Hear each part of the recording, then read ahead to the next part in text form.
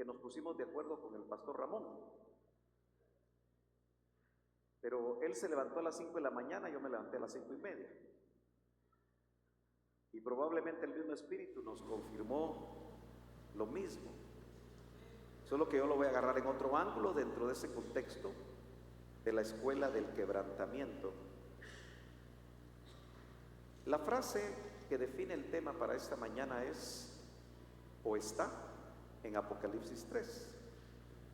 Dentro de un rato vamos a llegar a la cita. Pero la frase que define este tema es: tienes fama de que vives, pero estás muerto.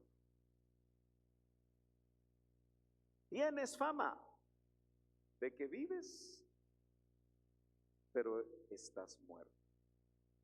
No lo digo yo para que se enoje conmigo. Lo dijo el Señor hace casi 2000 años a una de las 7 iglesias del Apocalipsis. Y todos los que estamos familiarizados con la doctrina Elim, que como bien decía el hermano Ramón, nos fue enseñada por un varón que Dios pudo haber escogido, siempre se lo he dicho, a otro varón, porque al fin y al cabo nosotros solo somos colaboradores, así dice la Biblia.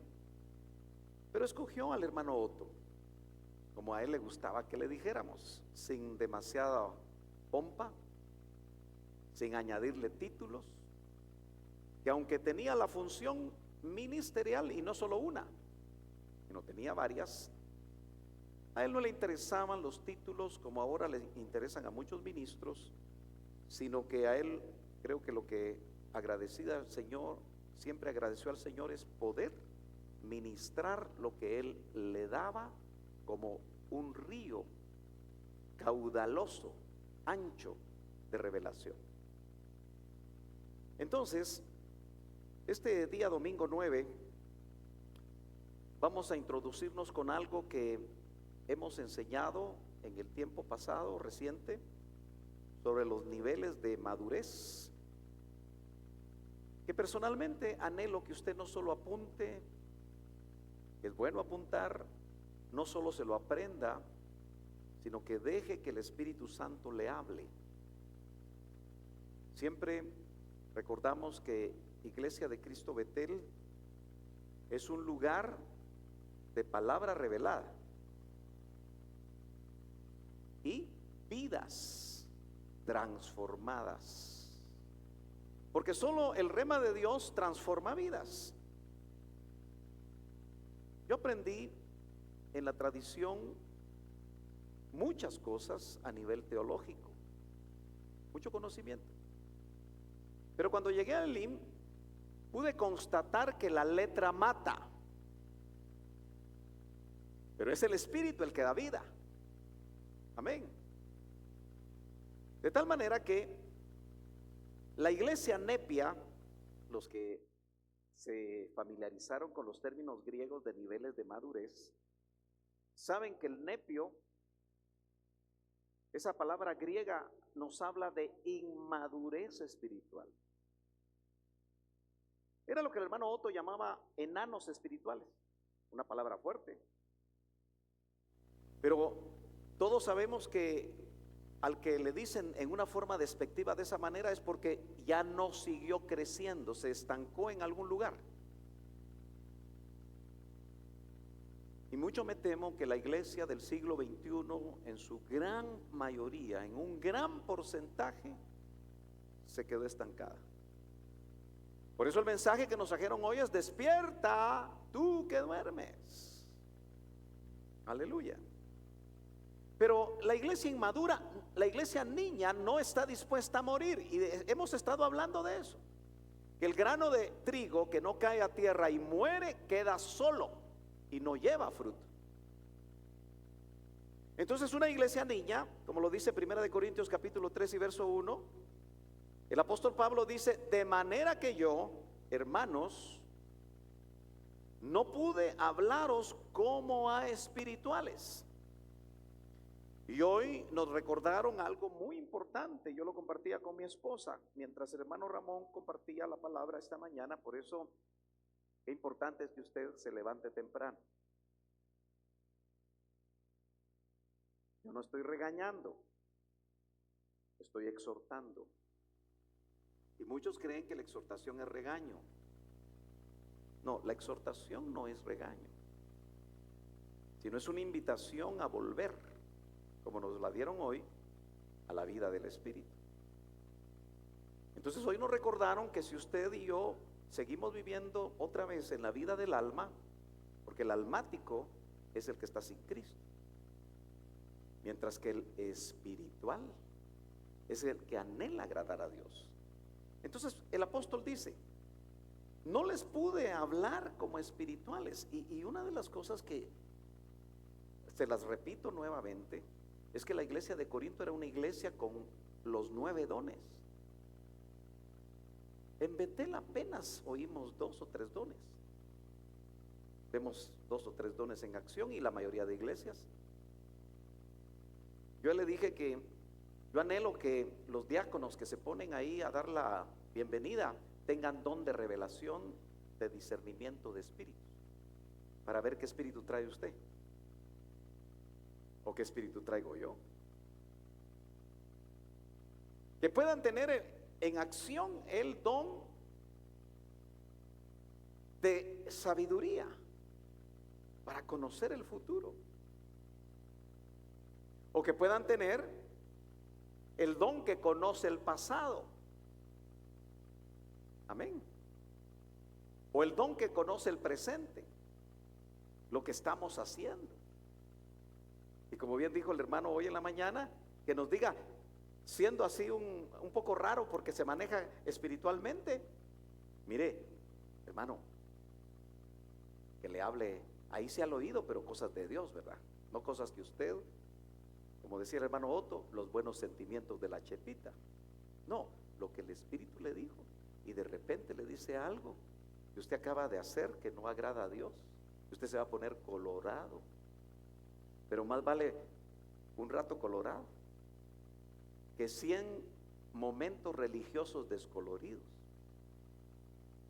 sino como a carnales, como a niños, pero ahí aparece en el texto original como a nepios. Entonces la iglesia nepia, la iglesia inmadura, la iglesia carnal, la iglesia que no quiere crecer, la iglesia que no quiere despertar, la iglesia que quiere seguir con su religioncita evangélica, no quiere morir. Y entonces yo voy a seguir desgastando mi garganta cada vez que predico, aunque lo voy a seguir haciendo para los que quieran escuchar, pero usted no va a querer morir. Ahora, ¿cuántos saben que si son hijos el Señor va a permitir tratos para que podamos morir? Usted sabe que están juzgando, me parece en alguna parte, creo que fue en Europa, a un enfermero que estaba bien cansado de atender a enfermos terminales, y para quitarse un poco la carga mató a 10. Así que tenga cuidado usted en los hospitales, ¿verdad? A ver cuántos enfermos tenía en esa reingeniería que hacen en los hospitales, y ya no aguantaba, y mejor les puso su inyeccioncita, ¿verdad? Ahí en el suero. Hasta la vista, baby. Gloria a Dios.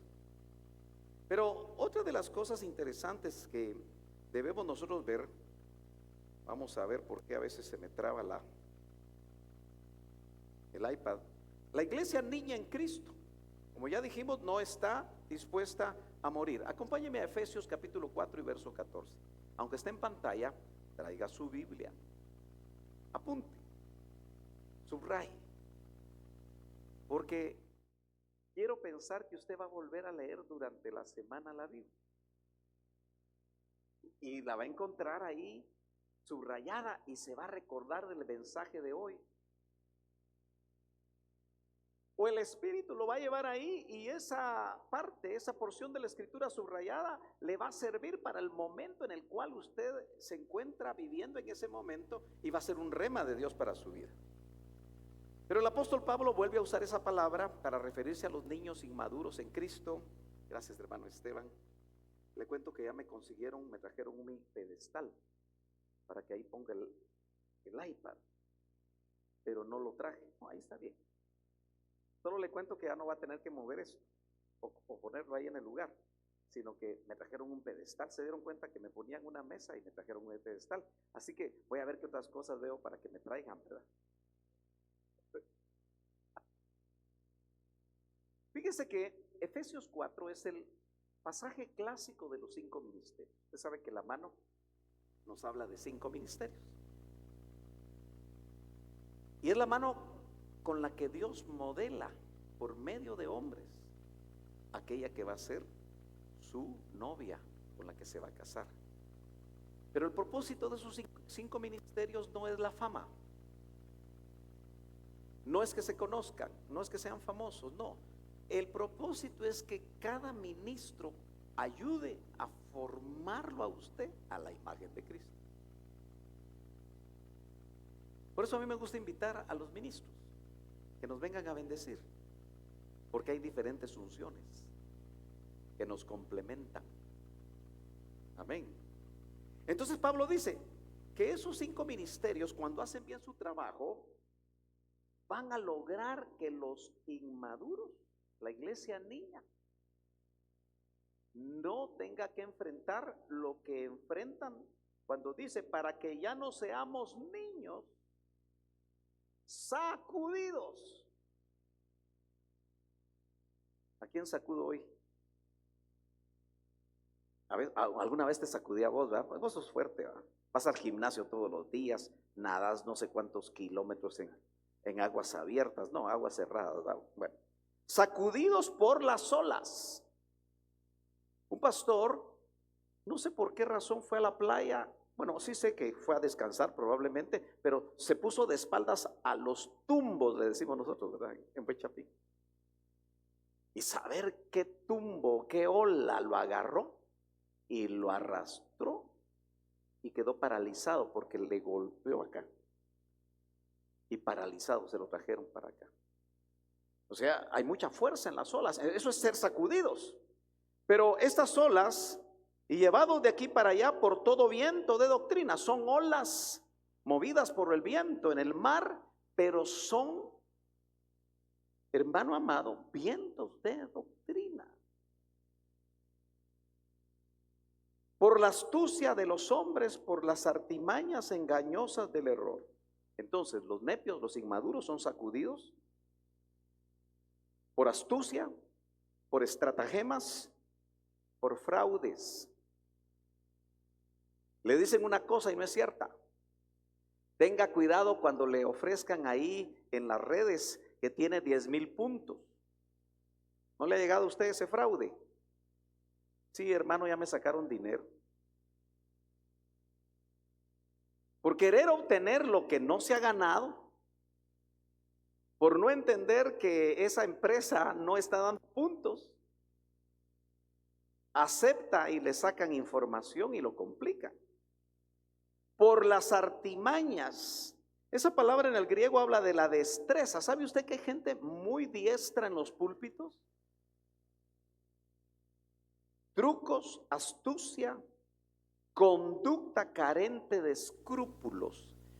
El que es inmaduro puede ser presa de eso. Entonces tenemos que dejar de ser inmaduros, tenemos que dejar de ser niños. Y ya le dije que el que es niño no quiere morir a lo que el Señor por su Espíritu le está mostrando que debe morir. Tal vez le está diciendo que muera a esa dieta que a usted le gusta porque lo está matando, físicamente hablando. O a ese vicio oculto que nadie lo conoce, pero que el Señor quiere que usted deje. Ay, hermano, ya me llamó vicioso. No, yo estoy hablando en general. Pero hay vicios tan tecnológicos y tan modernos que no parecen malos, pero nos están quitando tiempo. ¿Verdad que sí? Mire, ¿cómo se duerme usted? Con el celular en la mano. Casi me dan ganas de cantarle, con mi celular en la mano. Una canción del mundo hace como 15 años. Porque parece que si no tenemos el celular hasta sudamos frío. Es que me va a llamar fulano, es que me va a llamar mengano. Y Dios te quiere comunicar contigo y no hay modo que le debemos tiempo. Bueno, entremos al tema. Hay un pasaje en la Biblia que dice que el que siembra escasamente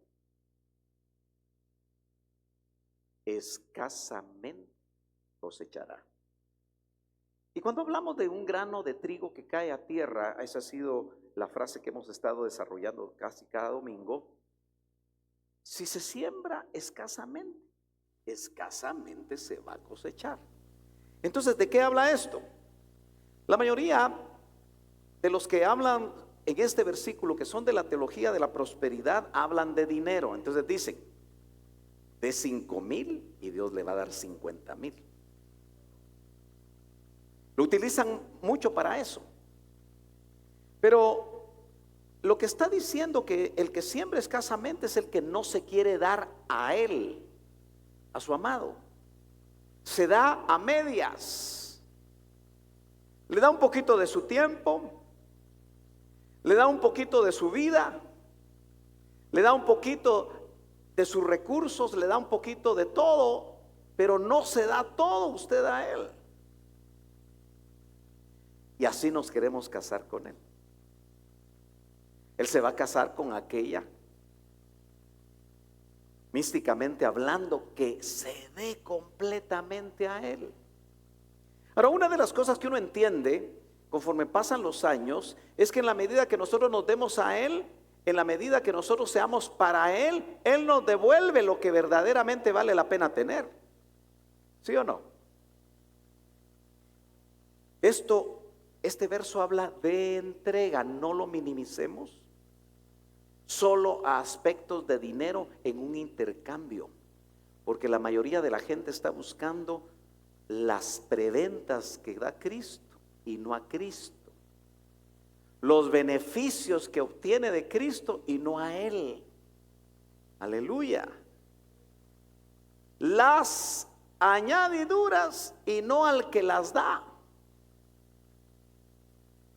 Entonces, en 2 de Corintios capítulo 9, verso 6, vemos el verso que estamos citando: el que siembra escasamente, escasamente también segará, y el que siembra abundantemente, abundantemente también segará. Pero veamos en el contexto de un evangelio de muerte que hemos estado hablando.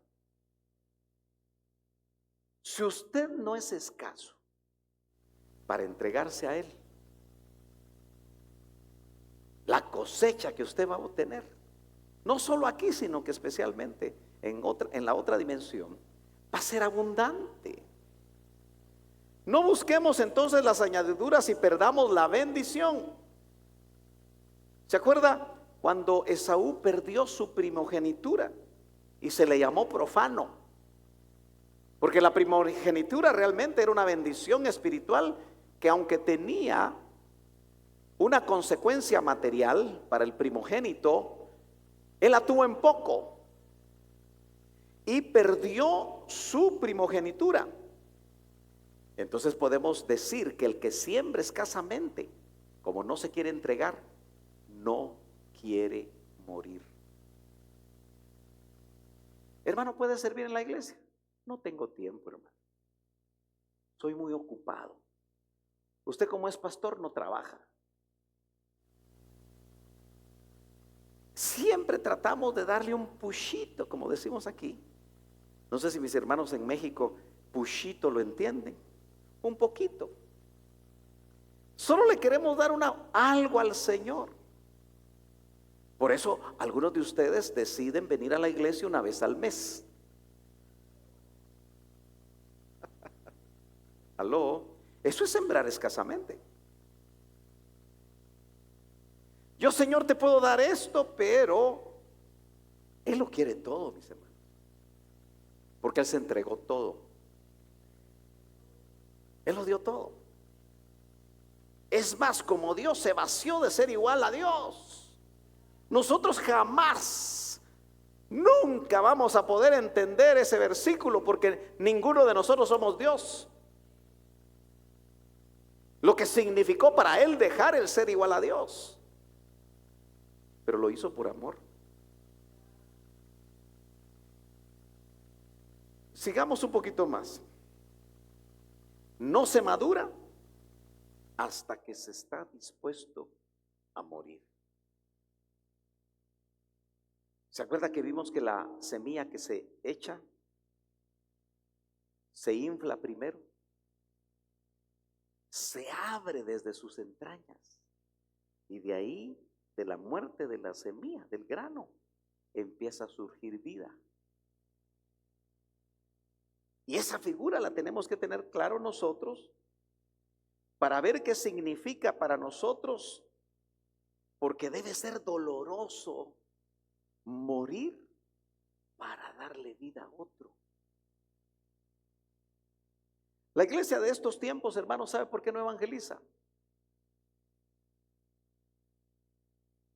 No sé si usted evangeliza. Ya no, hermano. Lo hice en mi juventud.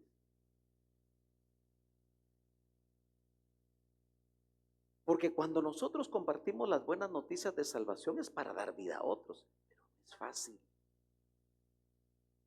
Usted ya se puso a pensar por qué hay sectas que los domingos visitan a los cristianos que no vienen al templo y les tocan la puerta con una su revista. ¿Y sabe usted que a ellos los disipulan para que le vote sus convicciones? Porque solo estudian las debilidades que usted pueda tener. Y de repente, si usted los recibe en casa, de repente nos va a venir a decir que Cristo no es el Hijo de Dios. Le van a cambiar su manera de pensar por no congregarse. Si no, va a parecer un canchito, ¿verdad? Con ¿qué sería? Su gafete ahí. Y como es canchito, usted dice, aleluya, que me visite el canchito. Y le va a tratar de dar algún tipo de viento de doctrina. Y usted se la va a creer. Y en esos templos hay canchas de básquetbol. Tremendos templos los que hacen. Y uno se va a sentir muy cómodo en esos templos, solo que no se dio cuenta que le cambiaron la doctrina. Ahora, una iglesia que no evangeliza solo engorda con las ovejas de otro. Luego, necesitamos ir a las ovejas perdidas, no de Israel, porque eso fue otro tiempo, pero necesitamos llegar a las personas.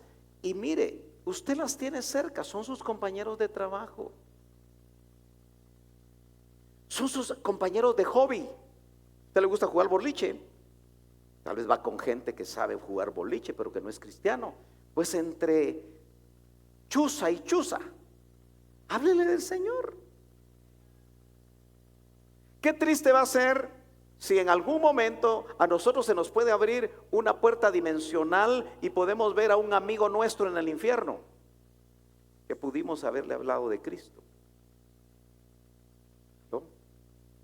O un familiar amado. Decimos amar a nuestra familia, y ya vienen los convivios navideños, hermano, que se dan yo no sé si en México también hay. Y ahí van a estar sus compañeros de trabajo. ¿Y qué va a hacer usted? ¿Se va a hacer a ellos? ¿O aunque se enojen les va a hablar de Cristo? Porque quizá usted trabaja muy arduamente y no tiene oportunidad de hablarles, pero ahí va a haber una mesa. Ahí es que yo no voy a los convivios, pero la mayoría van, porque los obligan o los ven mal. Entonces, si se va a sentar usted con la jovencita que más hablan de ella, porque es una mujer fácil, dígale: Cristo te ama. cuéntele de la mujer que fue encontrada en adulterio. O deje que el Espíritu Santo le diga qué hablar para evangelizar. ¿Por qué? Porque en realidad necesitamos nosotros evitar el trasiego de almas que hay en las iglesias. ¿Aló?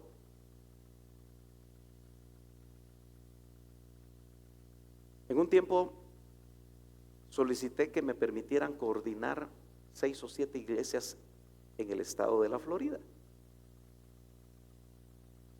Porque cuando conocí a los pastores, no podía entender por qué sus iglesias eran tan pequeñas.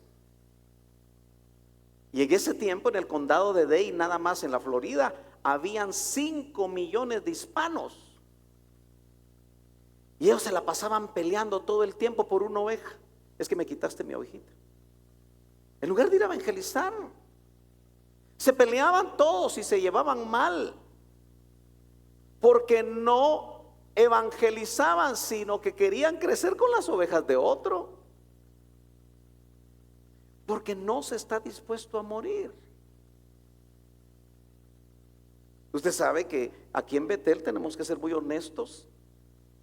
Se invita a las actividades evangelísticas y siempre van los mismos que tienen carga,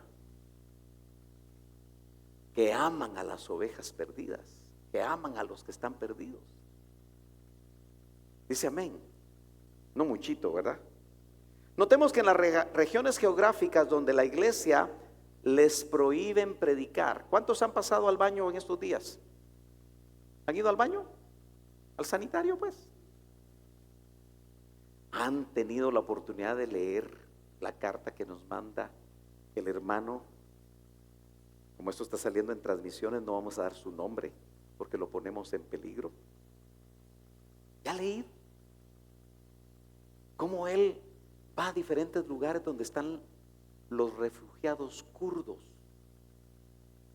En esos lugares está prohibido predicar. Han matado a los misioneros. Yo, como tengo muchos amigos, ya no son amigos, ¿verdad? Porque ya no quieren ser mis amigos, pero cuando eran pastores y no apóstoles,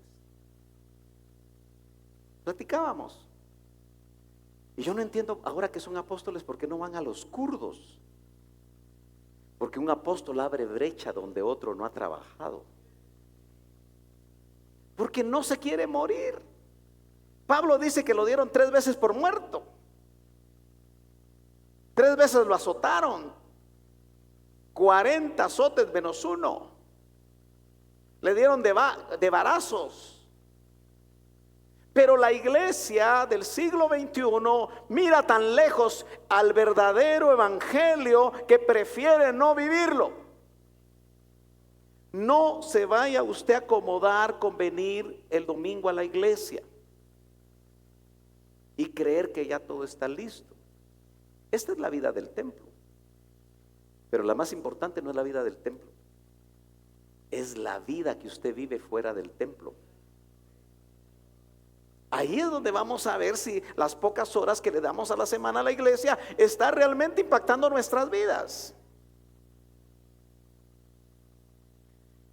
En esas regiones están muriendo como grano de trigo muchos consiervos, muchos cristianos. Y sabe que cuando están muriendo los que los están matando, otra vez son como los Saulos de Tarso que vieron morir a Esteban y no entienden por qué Esteban moría gozoso, como con cara de ángel. Y estaba muriendo, y Saulo de Tarso fue impactado por eso. Y ellos están también siendo impactados cuando ven morir a los cristianos. Ahora, yo sé que a usted le gustaría otra clase de evangelio, pero yo no le puedo predicar otra cosa. Usted quisiera que le hablara de otras cosas, ¿verdad? Hasta quisiera algunos que yo cambiara la mentalidad sobre la Navidad. Y que el próximo domingo usted encuentre un arbolito por allá, para para decir, entonces se puede. Y campanas, ding dong dan, ding dong dan. Hay gente que eso quisiera, porque la mayoría de iglesias lo hace. Le quiero hablar acerca del peligro de la procrastinación del trabajo espiritual. ¿Qué es esa palabra rara que cuesta hasta pronunciar? Viene del latín pro, adelante, y crastinos, mañana. Procrastinar es el acto de retrasar o aplazar deliberadamente tareas importantes, reemplazándolas por otras actividades menos relevantes o más placenteras, a pesar de saber que esto puede generar consecuencias negativas. Mañana voy a orar. Así como decimos, en enero hago la dieta.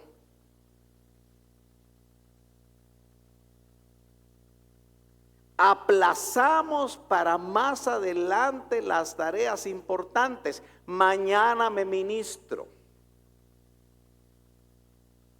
Y ese mañana nunca llega. Y estamos conscientes que nos estamos muriendo por dentro, pero no queremos ir a obtener la ayuda.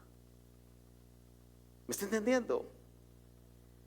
No es simplemente pereza la procrastinación, hermano. Yo estoy hablando de una procrastinación espiritual. Mañana dejo a la otra. Aló. ¿Qué sabrá el hermano Sergio? Nada.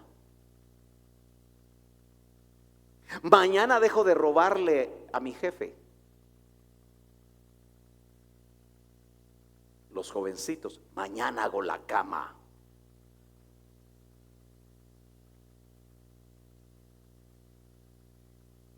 Eso sucede en la vida secular, natural, pero está sucediendo con la iglesia de este tiempo. Mañana me consagro. Mañana agrado a Dios. Hasta con el trabajo eclesiástico dentro de la iglesia. Mañana me aprendo la letra del canto. Mañana ensayo.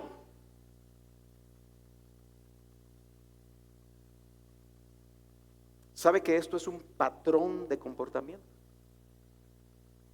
Que a menudo está ligado a factores como la ansiedad, porque no hacer las cosas le produce a uno ansiedad. Yo recuerdo cuando todo mundo que sabía que no me había graduado me decía, ¿cuándo se va a graduar? Hasta el hermano Otto, usted.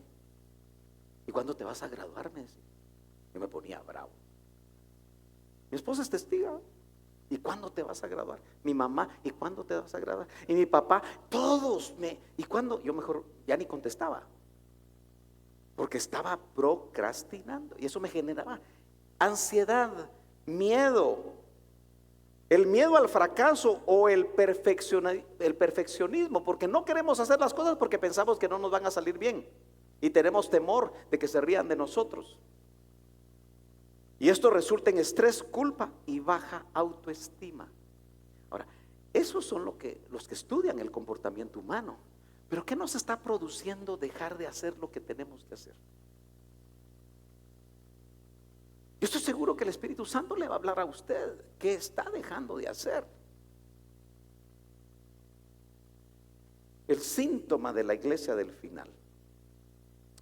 Vayamos a Apocalipsis capítulo 3, verso 1. Escribe al ángel de la iglesia en Sardis, el que tiene los 7 espíritus de Dios y las 7 estrellas, dice esto: yo conozco tus obras, que tienes nombre, que vives, pero estás muerto. ¿A quién le estaba hablando el ángel? ¿O a quién le estaba hablando Dios? Primeramente, ¿a quién? Al ángel. Y sabemos que una de las formas de traducir esto es al ministro.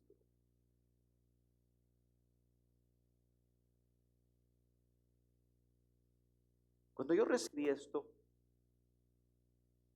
en mis vacaciones en la cama de 3 meses, de 3 semanas,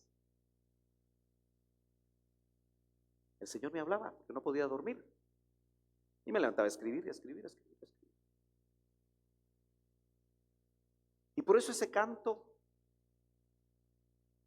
que tiene que ver con Lucas 15, la parábola del samaritano, o mejor dicho, la palabra la dijo por Dios.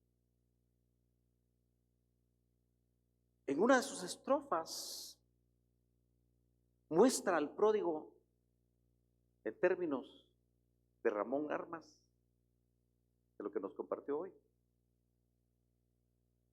cuando se está muriendo en la posilga.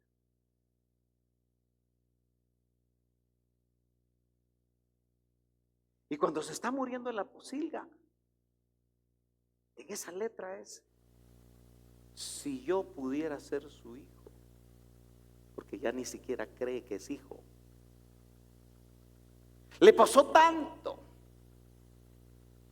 que ya no se cree hijo. Yo he ministrado gente así. Las cosas cambiarían si pudiera ser su hijo. Si tuviera un Padre celestial, clamaría en la posilga: papito, Abba, Padre, ayúdame. ¿Se da cuenta la situación de una persona que puede estar viniendo a la iglesia, pero se está muriendo en la posilga?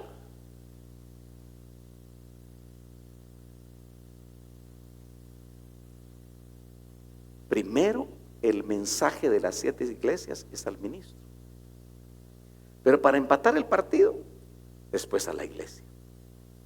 Porque si el ministro oye el mensaje y lo procesa en su vida, después se lo va a trasladar a la iglesia, pero no como una teoría, sino como la invitación del Espíritu Santo a que nosotros cambiemos. ¿Cuántos años lleva usted en el Evangelio? Y todavía batalla con lo mismo,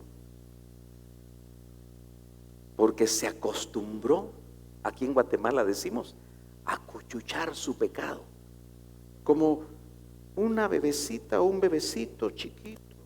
Ay, tan bonito. Póngale nombre al pecado. Y lo que estoy tratando de trasladar como una figura, ese pecado debe morir. Tenemos que considerarnos muertos a ese pecado.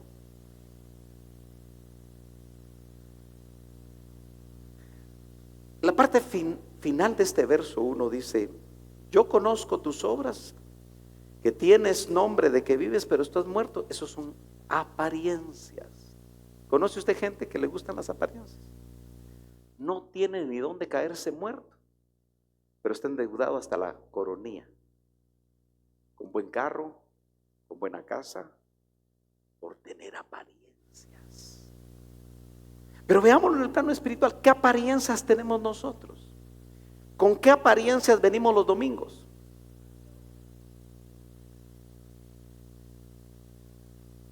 ¿Sabe usted que algunos caminan hasta de cierta manera, mostrando santidad?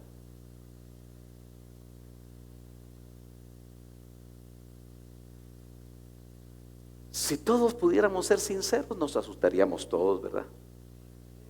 ¿Verdad que sí?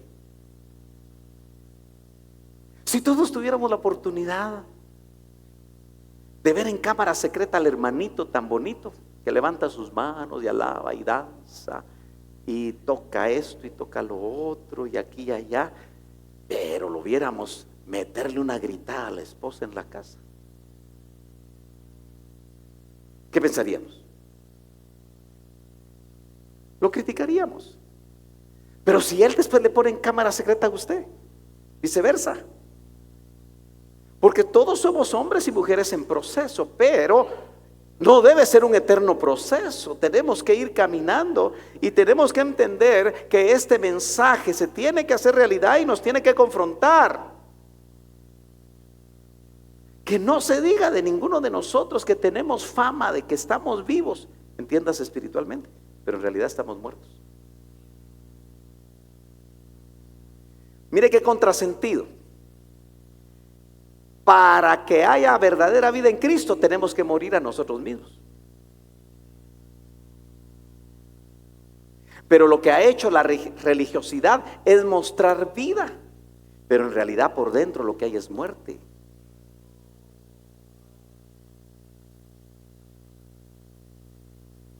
Aunque me digan que soy regañón, yo no soy regañón, yo estoy enseñando la Biblia. Y no me voy a preocupar si usted se enoja, porque si se enoja está reaccionando a lo que la Biblia dice. Y hay esperanza cuando hay reacción. Cuando uno no tiene ningún tipo de reacción es porque quién sabe si ya le amaneció. Y por eso no reacciona ante eso, ante lo que la palabra dice.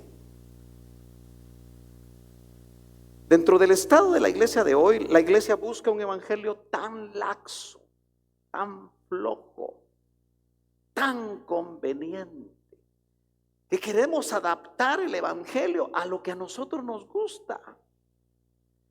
Dijo alguien en el retiro de pastores, tan aguado que se diluye. Ante el menor problema nos adaptamos al mundo por evitar problemas. Si en el trabajo tal vez usted es nuevo y le preguntan algo, mira, ¿y vos qué te gusta? ¿Te gusta el whisky tal o el whisky tal? En lugar de decir, yo no bebo. ¿Y por qué no bebes vos? Porque soy hijo de Dios.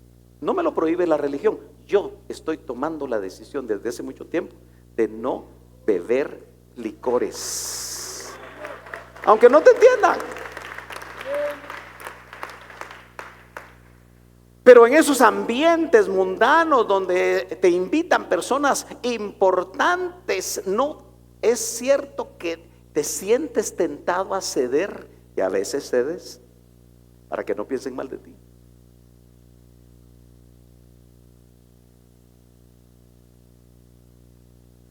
En la iglesia de hoy se está pareciendo, o la iglesia de hoy, mejor dicho, se está pareciendo tanto a lo que hoy llaman los sociólogos la generación de cristal. Por todo se rompen. ¿Sabe usted que la generación de cristal no reconoce sus equivocaciones?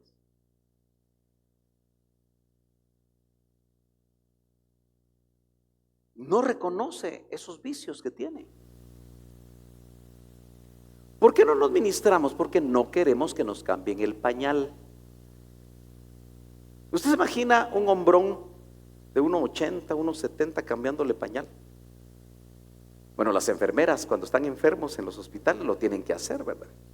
Pero dígame si no es cierto, hermana Shene, que usted fue mucho tiempo enfermera, que le da pena, le da vergüenza al pobre, ¿verdad? Se pone de todos colores.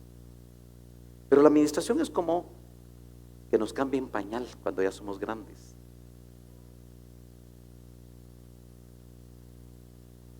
Huele mal lo que uno dice. Pero la persona que está ministrando es una persona madura, que está acostumbrado a oír cosas y a guardarlas. Aló. Desde que la iglesia en general dejó la administración en el contexto nuestro, porque una de las cosas que primero trataron de hacer algunos personajes fue quitar la administración para que las mujeres que habían sido violadas por los ministros no dijeran nada. Aló. Qué terrible. Pero yo le he dicho a usted que considero que para poder ser novia, obviamente tenemos que ser nacidos de nuevo, pero la segunda cosa es tenemos que estarnos ministrando el alma. Y algunos de los que están sentados aquí jamás se han ministrado, ni aquí ni en otro lado. creen que pueden salir solos, especialmente los varones. Le conté que allá en el IMSS Central, cuando estuve a cargo de los discipulados, el Señor me inquietó a que sacara una estadística de quienes se ministraban en el IMSS Central. Hicimos una muestra a través de los discipulados. Y entonces pudimos darnos cuenta que del 100% de las ovejas del IMSS Central, solo el 30% se ministraban en los tiempos del doctor y en los tiempos donde la revelación de la administración estalló. Pero solo el 30% se ministraban, aun cuando habían colas para administración, como tú lo recuerdas. Y de ese 30%,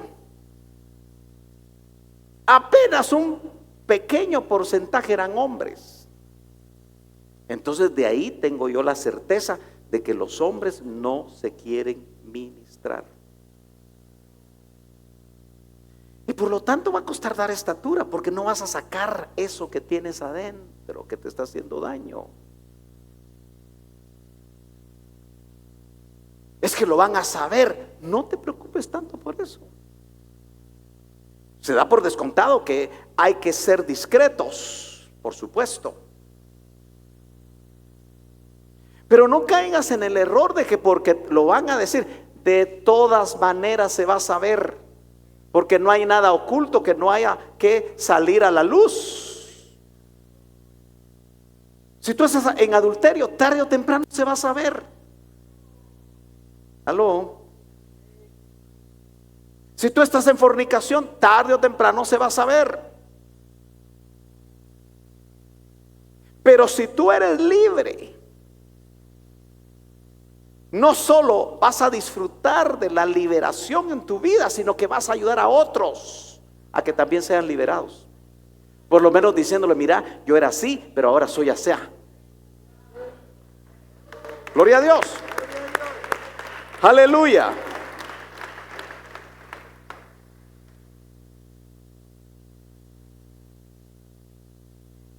¿Quiénes estaremos dispuestos? Y no quiero que lo haga aquí aceleradamente o alocadamente, a dar un paso al frente para vivir el evangelio como Jesús lo vivió. Y eso va a involucrar morir a muchas cosas y dejar de ser de cristal, porque, hermano amado, el evangelio, cuando se predica como está en la Biblia, es fuerte, golpea. Pero es el evangelio. Pero si el ministro se tiene que detener y se tiene que retener a predicar la palabra, para que usted no se sienta, para que usted no se vaya, para que usted se sienta cómodo con lo que oye, entonces no va a estar recibiendo un evangelio bíblico. Un evangelio que dice que usted y yo todos los días tenemos que negarnos a nosotros mismos. Hay una enseñanza que dentro de poco voy a trasladar, basada en aquel pasaje del apóstol Pedro cuando dice: si el justo con dificultad se salva. Yo entiendo que aquí todos somos justos y ya recibimos al Señor. Entonces a todos nosotros está diciendo que si el justo con dificultad se salva, ¿qué será del impío? Dice. Ahora, el impío no es el inconverso. El impío es el que aprendió la piedad, la vivió, pero por alguna circunstancia en su vida la abandonó. Y hay impíos que vienen a las iglesias escondiendo su vida debajo de agua. Y un impío puede vivir peor que un pecador, porque la tercera cosa que habla Pedro es: y el pecador. Pero ya se dio cuenta que el inmaduro, el cristiano inmaduro, el nepio, puede ser un impío. dentro de la iglesia, porque permite ciertas cosas en su vida, aunque solo Dios las conozca. El Señor lo que quiere es que nosotros las saquemos, lo que no le agrada a Él.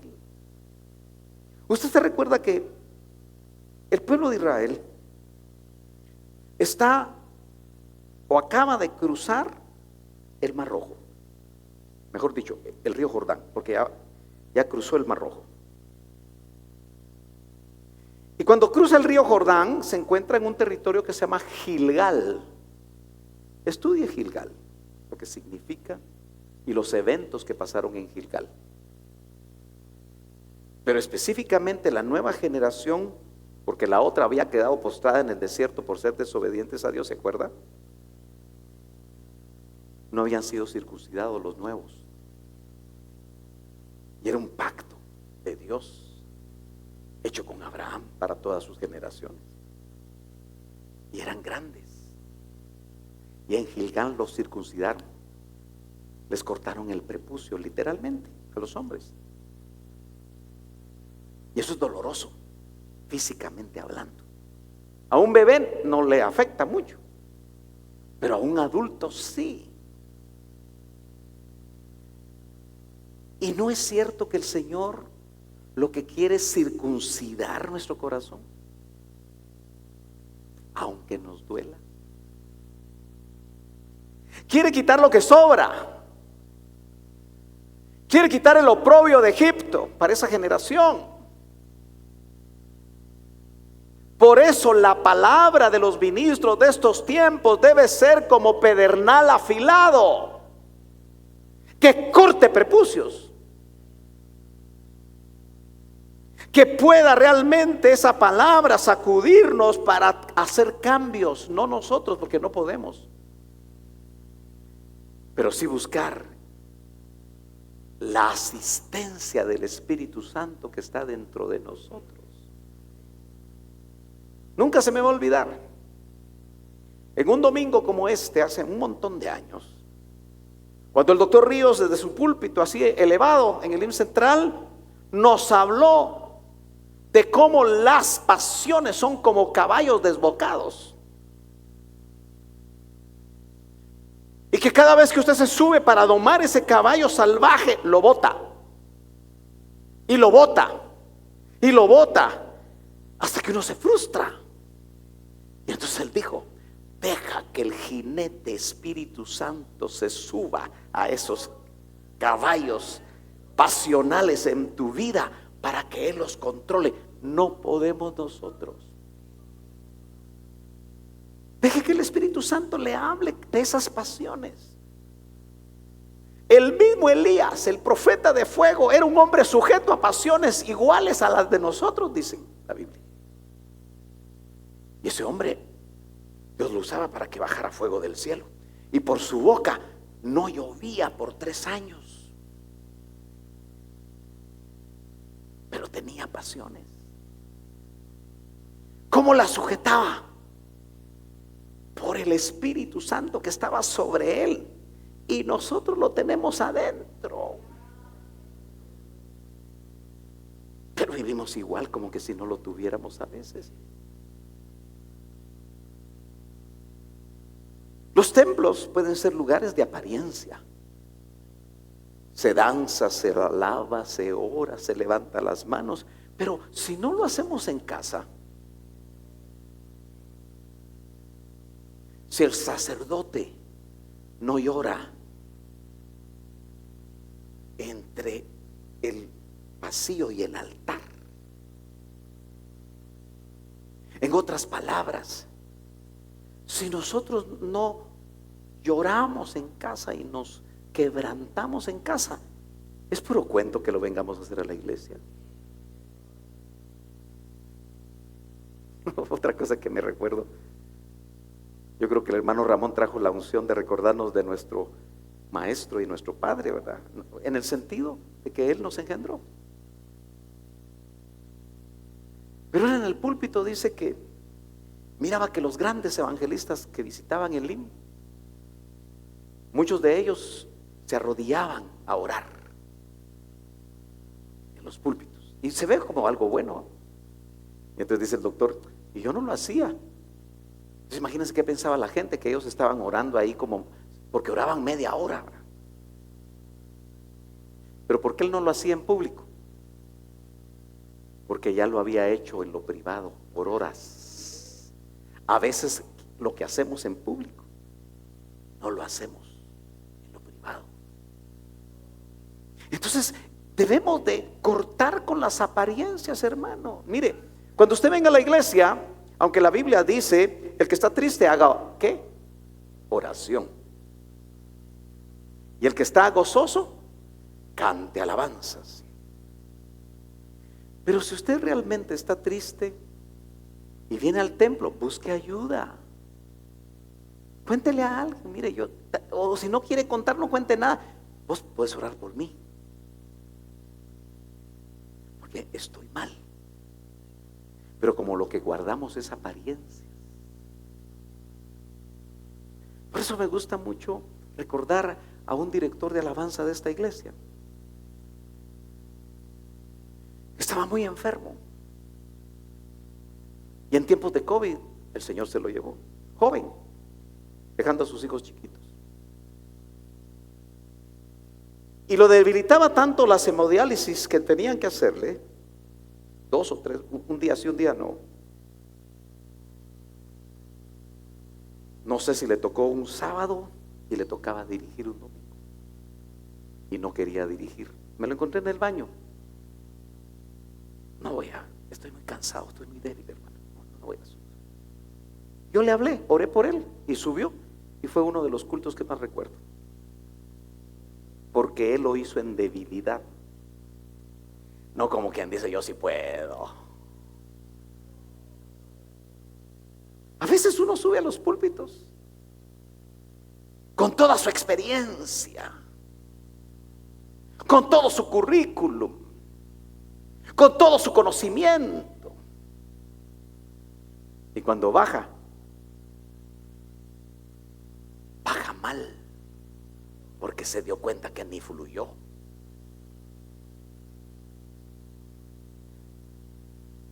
Entonces, como a la viejita que le dijo al predicador aquel, ¿verdad? Si hubieras subido como bajaste, hubieras bajado como subiste. ¿Entendió? Ser sincero, ser transparente, es algo que se debería de dar muy normal entre nosotros, que no guardamos apariencias. Si usted viene enojado, no venga como aquellos teatros griegos, ¿verdad? Que le enseñan al actor a usar diferentes fisonomías en su rostro, alegre, enojado, contento. Así eran los actores de aquel tiempo.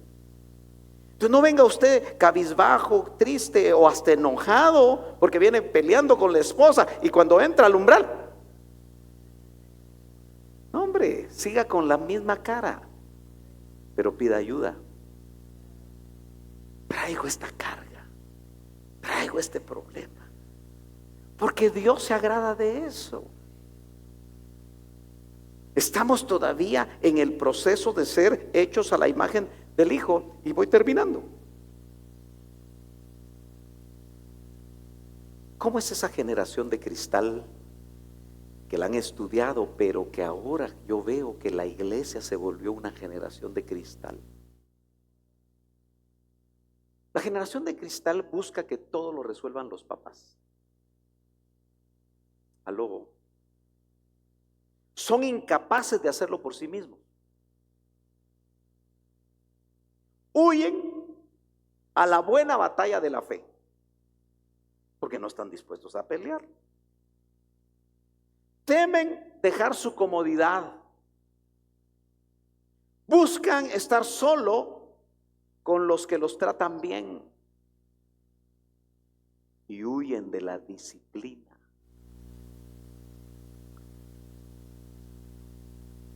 Aló, páselo usted e incorpórelo a la vida de la iglesia.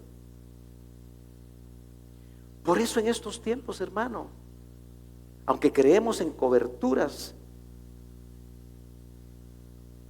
no nos sujetamos. Aló, aló, porque ya pasó de moda sujetarse. Por eso cuando alguien es puesto en disciplina en una iglesia de esta generación de cristal, no la lleva a cabo, se va a otra iglesia, comete el mismo error, el mismo pecado, el mismo problema, y otra vez se salta a otro lugar, porque no está dispuesto a ser restaurado en el lugar donde lo disciplinaron o la disciplinaron. Eso es inmadurez. Huyen del trabajo duro.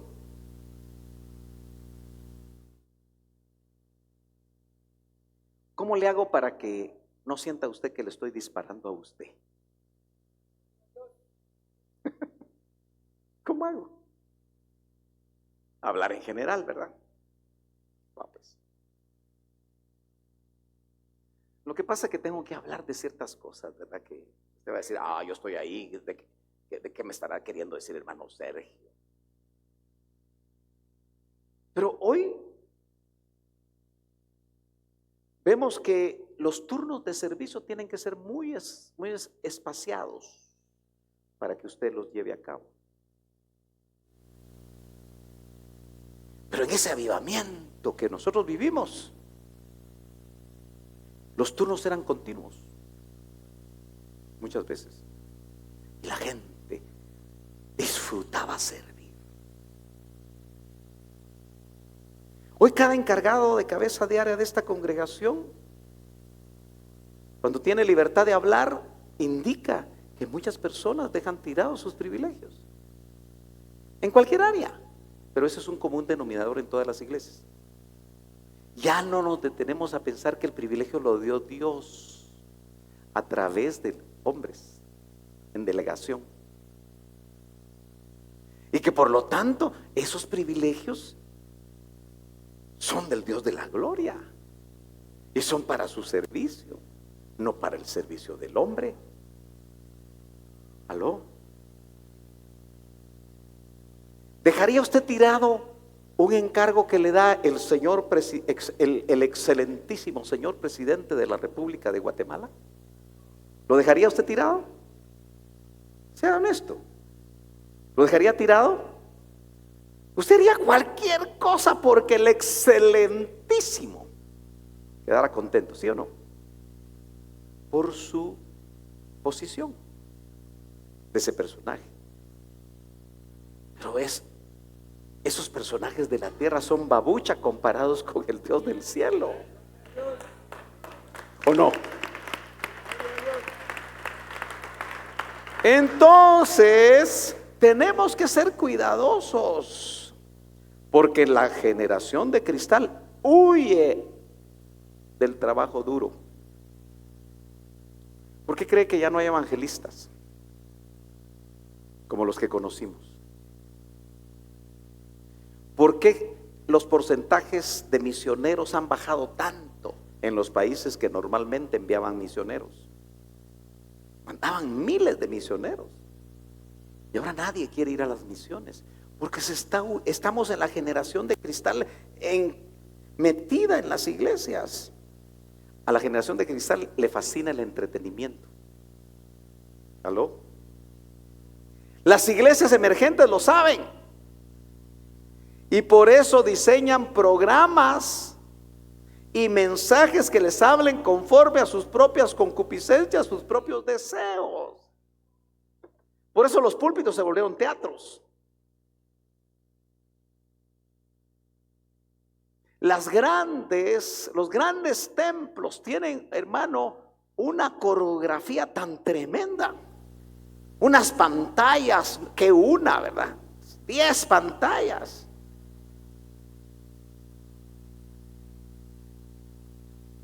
Hasta en el lugar que dejamos, me enteré que tenían no sé cuántas pantallas, y hasta Arjona necesitó ir a alquilar esas pantallas para sus. Fíjese usted, ¿hasta dónde hemos llegado?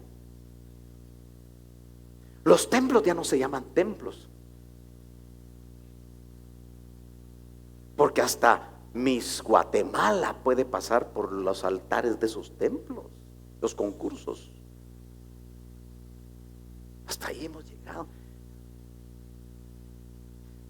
Y pensamos que esa es la iglesia madura. No, esa es una iglesia que ya no creció y por lo tanto no está dispuesta a morir. Si pudiéramos tener el tiempo, no hoy, de estudiar cada una de las generaciones, como desde los baby boomers. El doctor Ríos fue un baby boomer.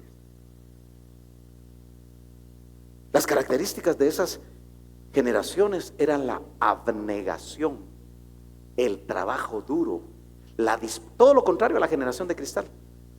Y esas generaciones están yendo. Cada vez hay menos ministros de esas generaciones. Y lo que nos está quedando son ministros que muchas veces dudan mucho de poder hablar lo que Dios habla. Termino, hoy sí. Créame. Sé vigilante, dice Apocalipsis 3:2 en el mensaje a la iglesia de Sardis. Y afirma las otras cosas que están para morir. ¿Cuáles otras cosas?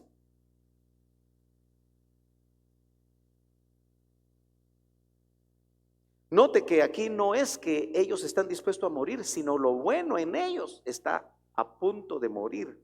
Porque no he hallado tus obras perfectas o tus obras completas, tus obras maduras delante de Dios.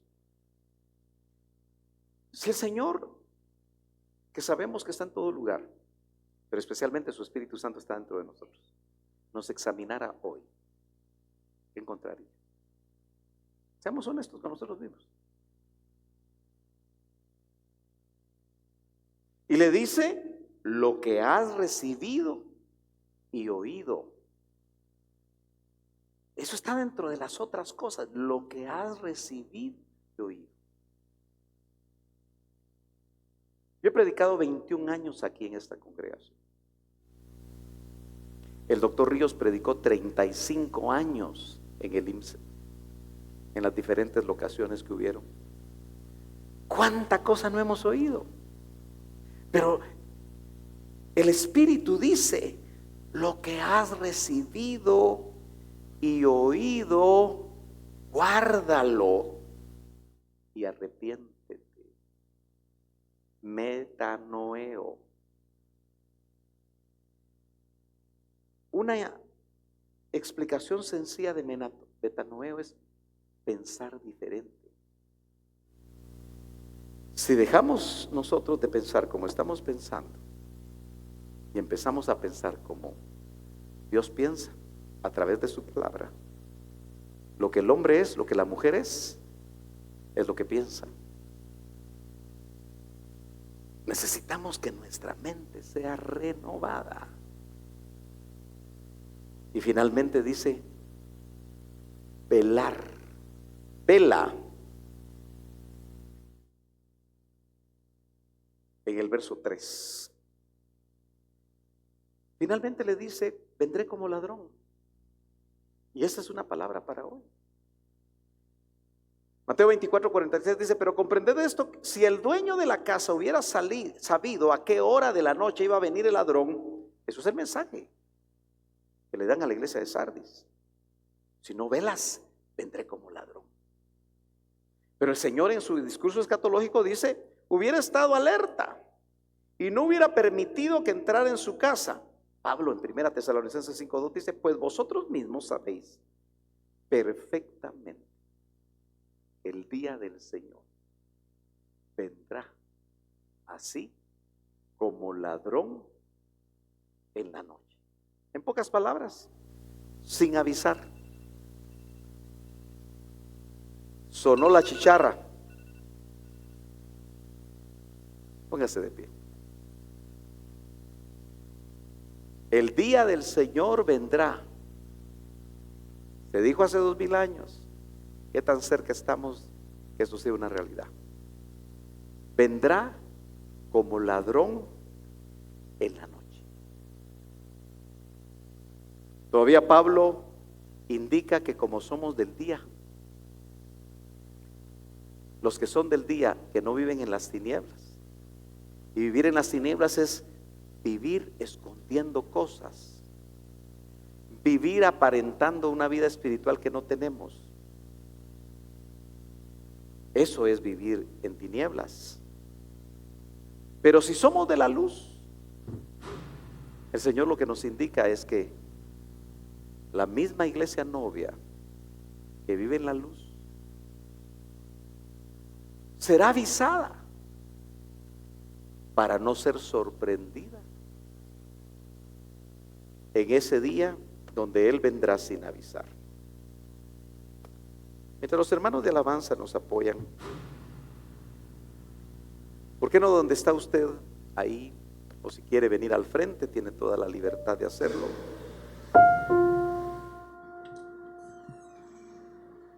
Se pregunta y me pregunto yo también. Tenemos nombre que vivimos, pero en el dictamen de Dios estamos muertos. Y ahí entiendas en la vida que Él quiere que nosotros vivamos.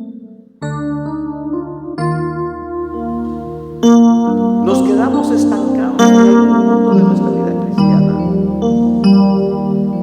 pero queremos seguir avanzando. ¿Por qué no viene? Y le pide al Señor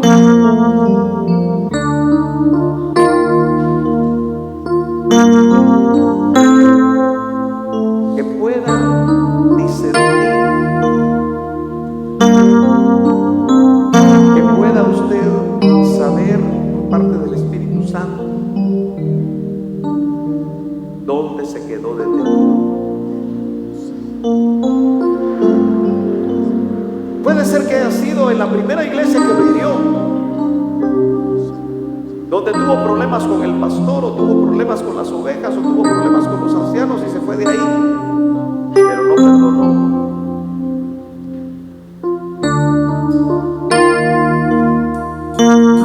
Y desde ahí no ha parado de ir ahí, de iglesia en iglesia,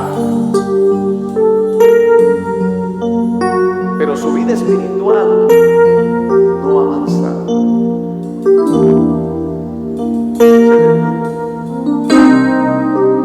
¿No será que ese es el día en el que tú y yo necesitamos perdonar algo?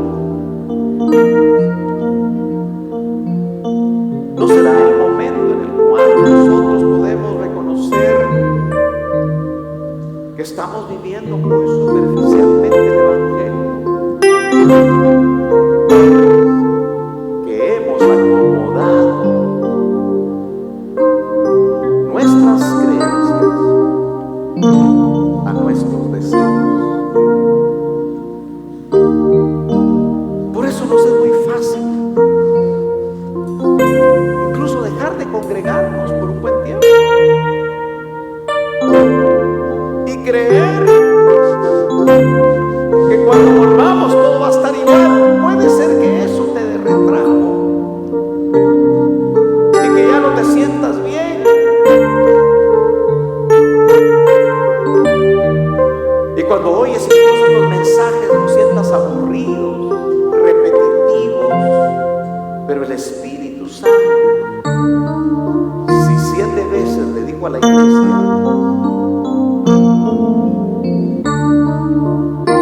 el que tenga oído para oír,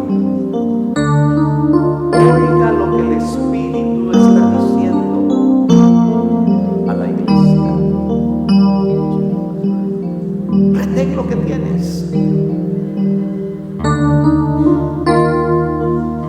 Vuelve, como lo dijeron hoy en la mañana, al primer amor.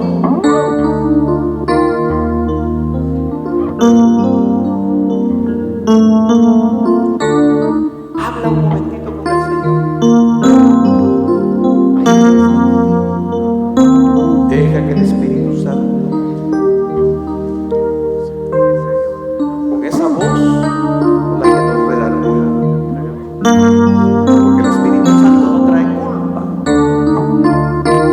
sino que redarguye para que nosotros nos arrepintamos, cambiemos de manera de pensar y nos volvamos